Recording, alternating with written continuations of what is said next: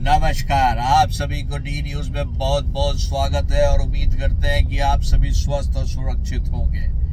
आजकल बहुत ही trending news चल रहा है और वो न्यूज ये चल रहा है कि वोट जिहाद के चलते महाराष्ट्र के एक लोकसभा सीट पर बीजेपी का कैंडिडेट जीतते जीतते हार गया, क्योंकि वो 5 विधानसभा क्षेत्र में वो आगे चल रहे थे 1,90,000 वोट से, लेकिन जो अंतिम विधानसभा का जो क्षेत्र था वहाँ पे एक मुश्त विपक्ष के फेवर में वोट पड़ा और वहाँ से कांग्रेस जीत गई और वहाँ पे कांग्रेस को 1,90,000 वोट मिला आउट ऑफ 1,94,000 वोट।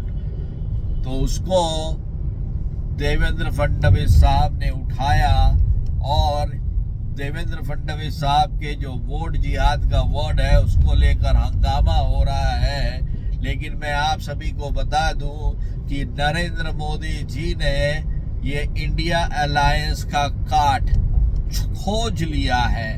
जिस तरह से इंडिया अलायंस ने और खासकर राहुल गांधी ने माइनॉरिटी वोट्स को एक साथ पकड़ने की कोशिश की और साथ ही साथ उन्होंने ये सोच के चला कि महादलित, दलित, मुस्लिम वर्ग सबके लोग उनको ही वोट देंगे और दिए भी उसके। और राहुल गांधी का पूरा फोकस हिंदू वर्ग में था कि कैसे उसको बांटा जाए, उसके वोट को और अपनी ओर लाया जाए। उसका तोड़ निकाल लिया है नरेंद्र मोदी ने और ये वोट जिहाद उसी का हिस्सा है और बटोगे तो कटोगे भी उसी का हिस्सा है कि अब हिंदुओं को जोड़ने की नीति पर बीजेपी कार्य कर रही है। और आगे चलकर आप देखिएगा कि एक जो बीजेपी का मूल मंत्र होगा वो ये होगा कि हिंदू वोट सिर्फ बीजेपी को जाए और बीजेपी दूसरे धर्मों के वोटों पर उतना ध्यान नहीं देगी, क्योंकि दूसरों धर्मों के वोटों के लिए या किसी भी दूसरे तरीके से बीजेपी करती तो सभी धर्मों के लिए है, लेकिन कुछ सेलेक्ट धर्म बीजेपी को वोट नहीं देते हैं, कोई भी कारण हो उसका।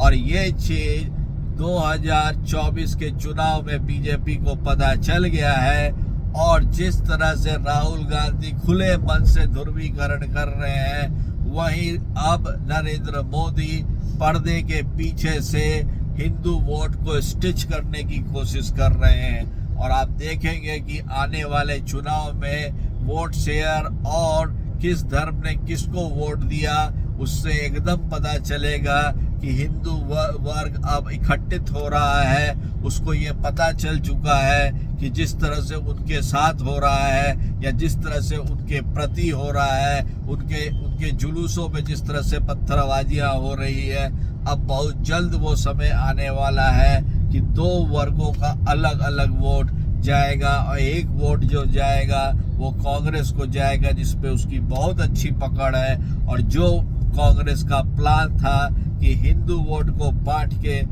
चुनाव जीता जाए, वो आगे चल के बिल्कुल फेल होने के कगार पर आ चुका है।